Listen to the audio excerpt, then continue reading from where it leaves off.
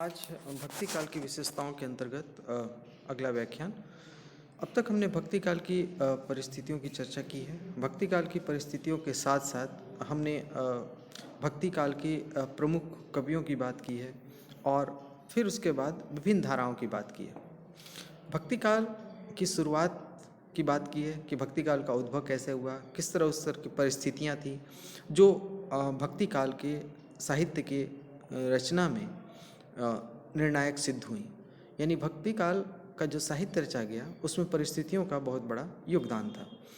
इसके अतिरिक्त हमने संत काव्य की चर्चा की है और संत काव्य की चर्चा के संबंध में ही अगला व्याख्यान।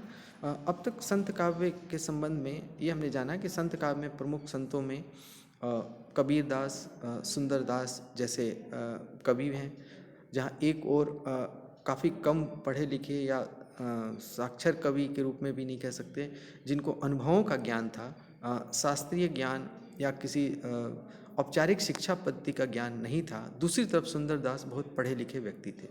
इसके अलावा रैदास, सेन, पीपा ऐसे भी संत थे। पदुमोती, सुरसरी जैसे भी संत रहे हैं जो अनेक धाराओं की स्थापना करते रहे हैं। इस प्रकार संत काव्य में एक विविधता भी है और संत काव्य की धारा एक तरह से भक्ति काल के शुरुआती काव्य धारा का एक अंग है। इसी संदर्भ में आज हम कुछ संत काव्य की विशेषताओं की बात करेंगे कि भक्ति काल में जो संत काव्य धारा है वो एक बहुत महत्वपूर्ण काव्य धारा रहा है। इसकी सबसे बड़ी विशेषता यदि हम देखें तो संत काव्य मानता है कि वह निर्गुण ब्रह्म की उपासना पर बल देता है। यानी भक्ति काल में दो तरह की धाराएं थी, एक निर्गुण और एक सगुण।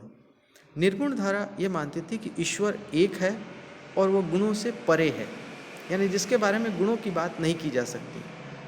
दूसरी तरफ एक धारा ऐसा था जो मानता था कि नहीं, एक ईश्वर का रूप एक निश्चित रूप है और उसकी कुछ विशेषताएं हैं।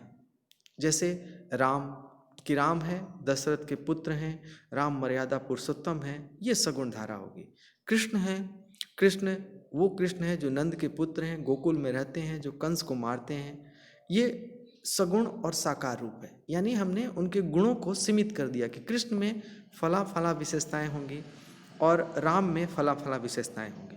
ये सगुण हो गया, गुणों से हमने उनको बांध दिया, गुणों को एक तरह से हमने एक रूप में देखना शुरू किया। तो ये सगुण धाराएं थी। लेकिन निर्गुण धारा ये मानता है कि निर्गुण ईश्वर निर्गुण है जिसमें गुणों की बात नहीं कह सकती, उसमें सभी तरह के गुण हैं।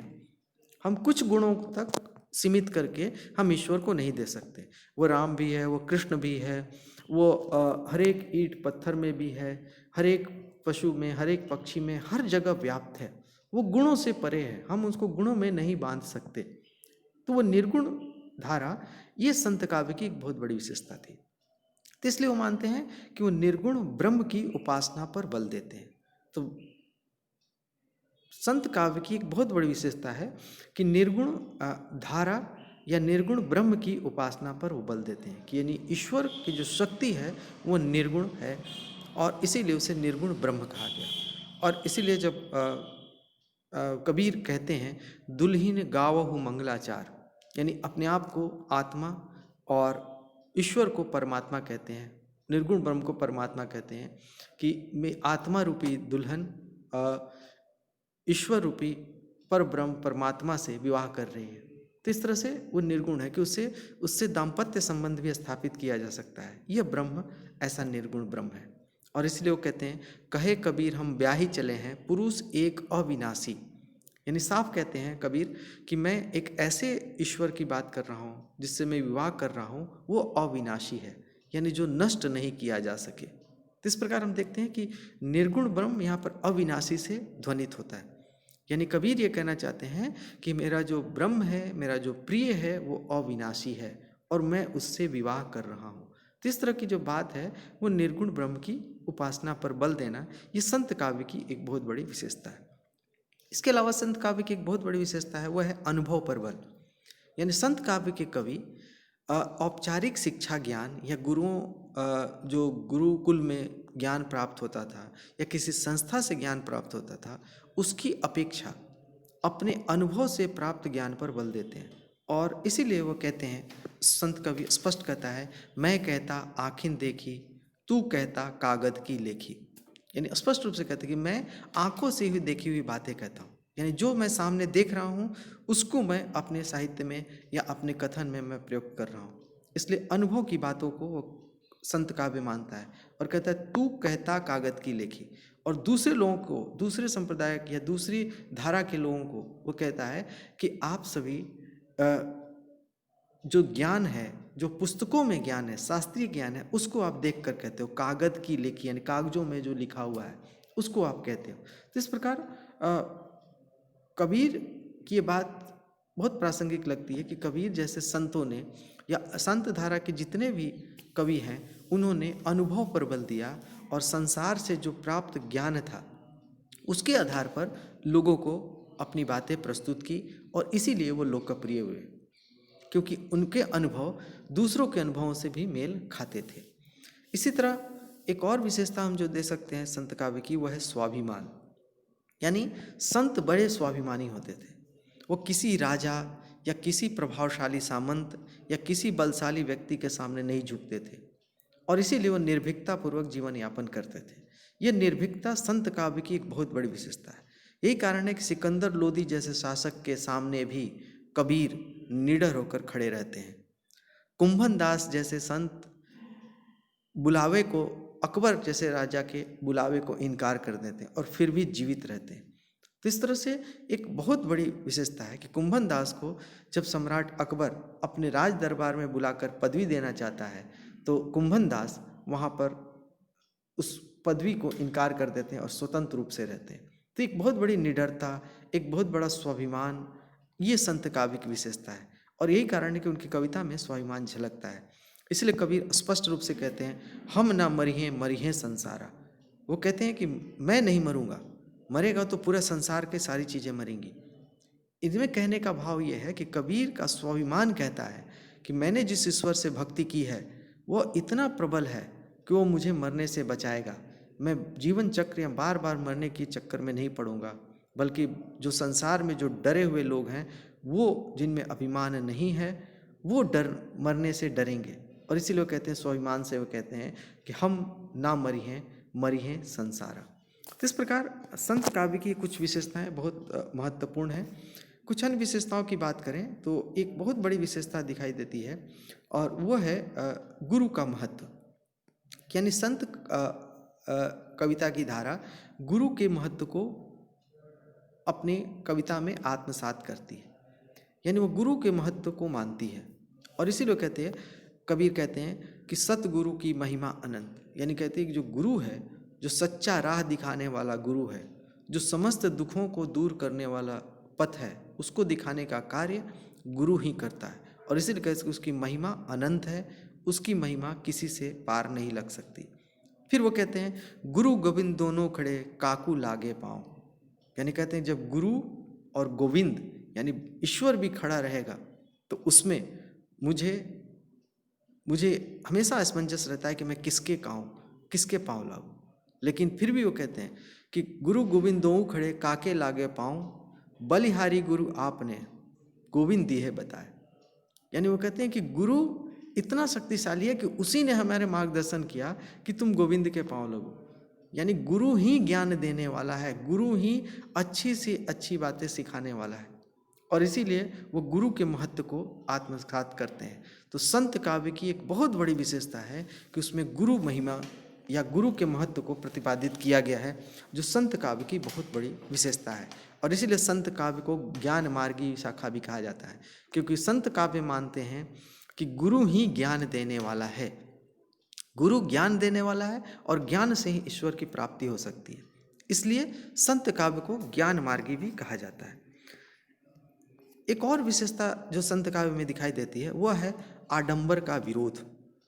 आडंबर कई तरह के होते हैं, सामाजिक आडंबर, धार्मिक आडंबर, आर्थिक आडंबर, राजनीतिक आडंबर।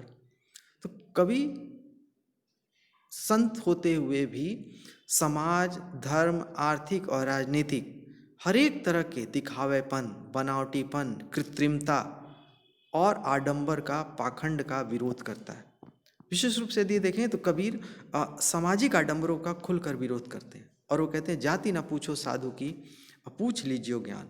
यानी स्पष्ट रूप से कहते हैं कबीर कि किसी भी साधु की, किसी भी अच्छे व्यक्ति की, किसी भी संत की जाति नहीं पूछनी चाहिए, क्योंकि उसका ज्ञान ही उसका सबसे बड़ा प्रदर्शन है। इस प्रकार जाति प्रथा, वर्ण व्यवस्था को पूरी तरह धज्जियाँ उड़ाता है संत साहित्य, और इसीलिए संत कवि स्पष्ट रूप से जाति प्रथा का खंडन करता है, जाति के जो बनावटी पाखंड है उसको तोड़ता है, और इसलिए हम कह सकते हैं कि संत कविता सामाजिक आडंबर का विरोध करता है। दूसरी विशेषता इसी क्रम में हम देख सकते हैं, वो है धार्मिक आडंबर का विरोध।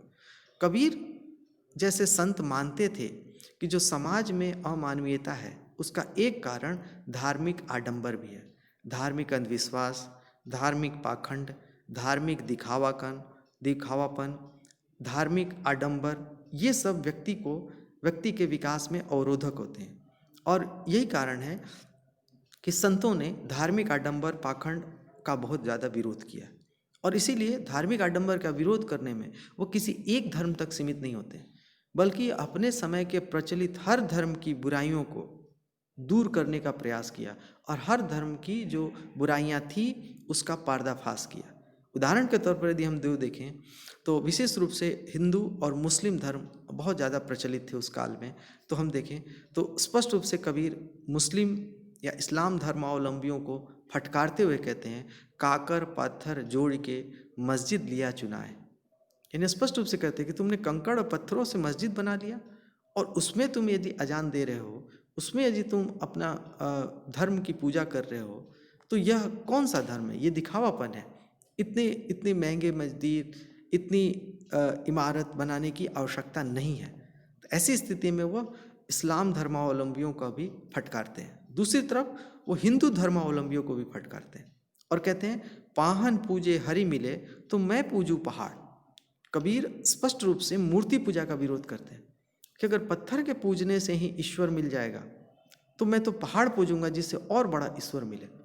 यानी यहाँ पर कबीर दो टूक शब्दों में हिंदू धर्म की भी बुराई करते हैं। इस प्रकार कबीर ना केवल इस्लाम बल्कि हिंदू धर्म की भी बुराइयों को पर्दाफाश करते हैं।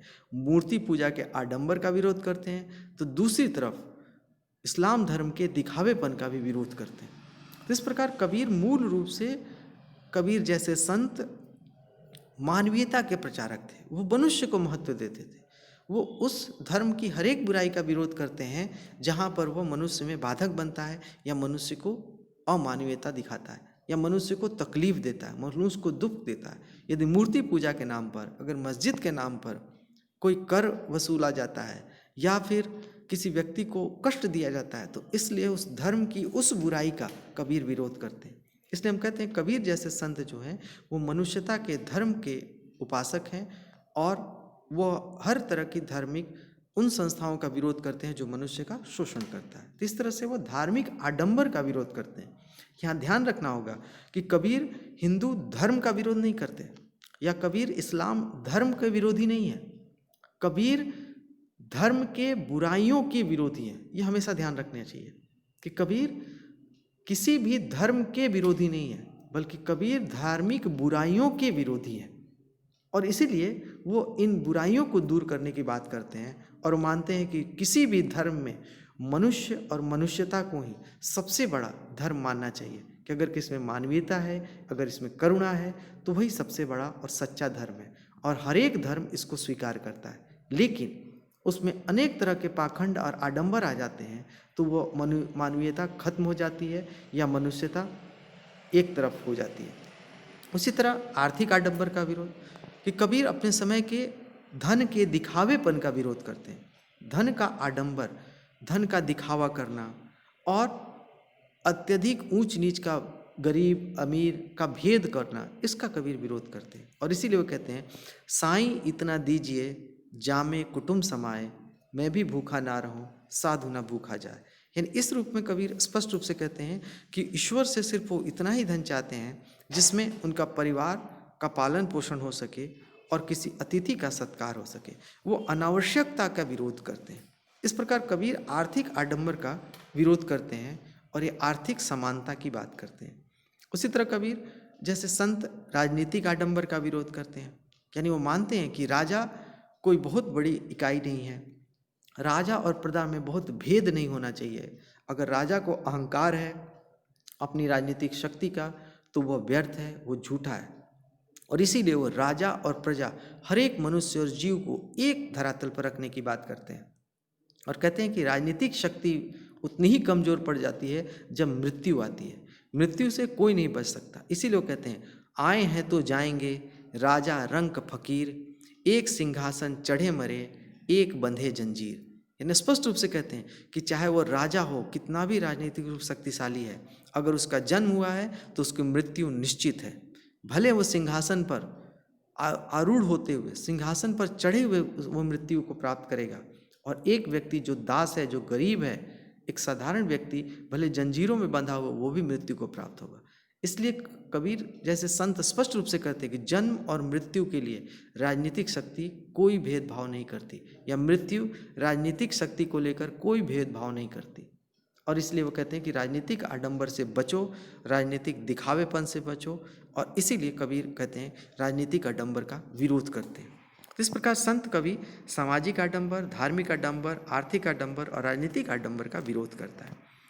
अन्य विशेषताओं में हम देख सकते हैं कि कबीर इन सब के माध्यम से आडंबरों का विरोध करके सहजता पर बल देते हैं, यानी एक साधारण जीवन शैली जिसमें कोई भी दिखावापन नहीं हो, उसकी बात करते हैं। इसीलिए वो सहज लोक की बात करते हैं। उनकी कविताओं में बार बार सहज का, सहज समाधि, सहज लोक की बार बात आती है। सहज का मतलब होता है साधारण जीवन स्तर जिसमें दिखावापन नहीं हो। तो इस प्रकार कबीर सहजता की बात करते हैं, एक साधारण जीवन शैली की बात करते हैं जिसमें दूसरों का शोषण ना हो, जिसमें व्यक्ति किसी आडंबर के चक्कर में ना पड़े, कोई दिखावापन ना करे, कोई आवरण ना ओढ़े, किसी भी प्रकार का बनावटीपन ना करे, कृत्रिमता को स्वीकार ना करे। ये कबीर की और संत साहित्य की विशेषता है। दूसरी ओर कबीर की एक और विशेषता है जिसकी चर्चा की जानी चाहिए, वो है निर्भीकता। कि संत कवि निर्भीकता की बात करता है, वो निडरता की बात करता है। और इसीलिए वो कहते हैं क्योंकि उसमें एक प्रकार की ऐसी निडरता होती है जो किसी भी राजा या किसी बलशाली धनशाली व्यक्ति के सामने वो झुकती नहीं।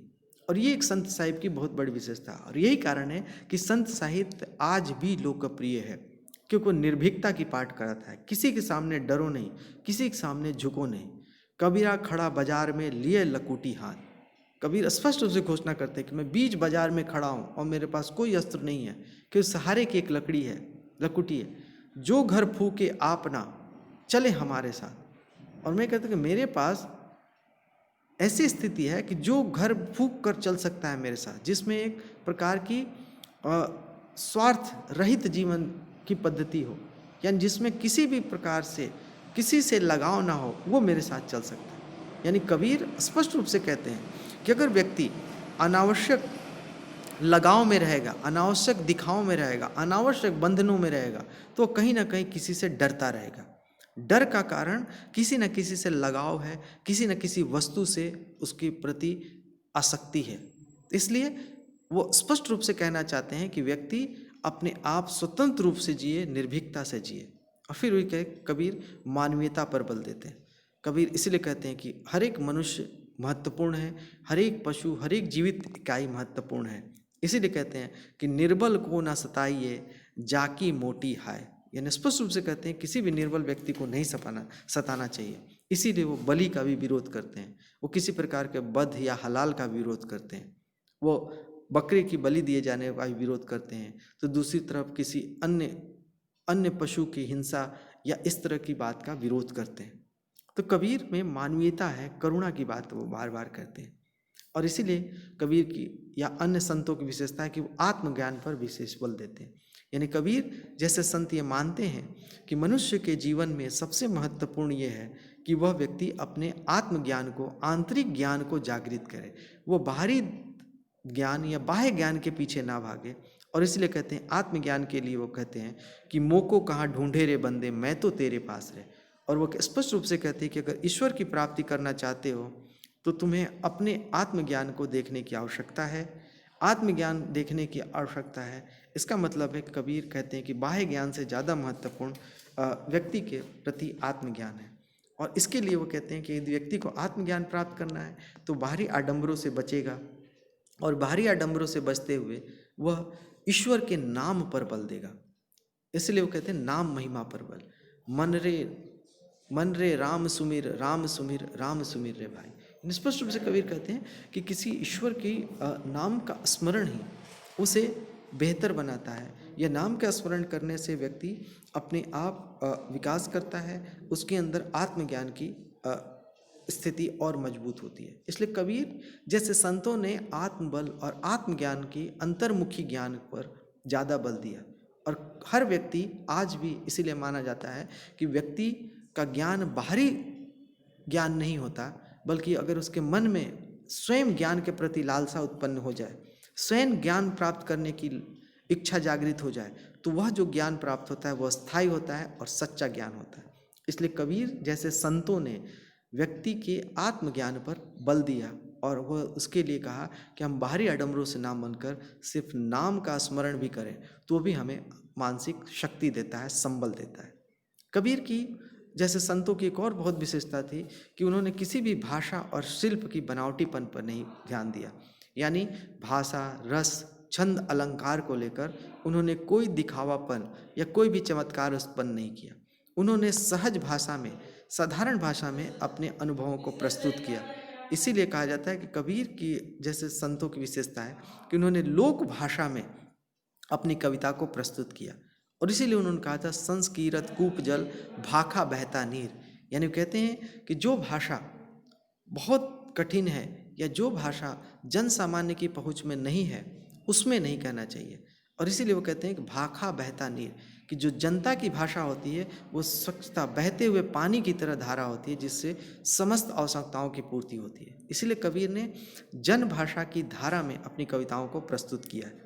कबीर जब ज्ञानियों से बात करते हैं तो उनको चुनौती देने के लिए उलटबाजी का प्रयोग करते हैं।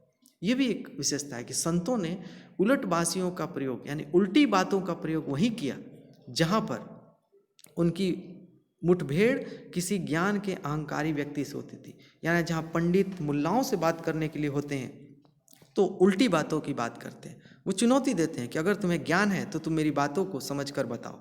इसलिए वो कहते हैं ठाढ़ा सिंह चरावे गाय। यानी कहते हैं बताओ इसका अर्थ क्या है कि सिंह खड़ा है और गाय चरा रहा है। ठाढ़ा सिंह चरावे गाय। और सारे पंडित मुल्ला परेशान हो जाते हैं। यानी कबीर चुनौती देते हैं, संत चुनौती देता है कि अगर तुम बहुत बड़े ज्ञानी हो तो बताओ कि ऐसी कौन सी स्थिति है जिसमें सिंह खड़ा है और गाय चर रही हैं। सिंह जो आक्रमणकारी है, पशुओं की हत्या करता है, वह सिंह ऐसा आसक्त हो गया कि चुपचाप वो खड़ा है और गाय चर रही है, क्या कारण है।